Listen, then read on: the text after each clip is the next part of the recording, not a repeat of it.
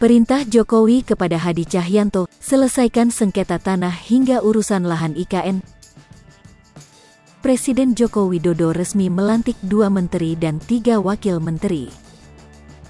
Salah satu menteri yang dilantik yakni Menteri Agraria dan Tata Ruang Hadi Cahyanto. Hadi menggantikan Sofyan Djalil. Jokowi mengatakan bahwa Hadi memiliki kemampuan penguasaan teritori saat menjabat Panglima TNI.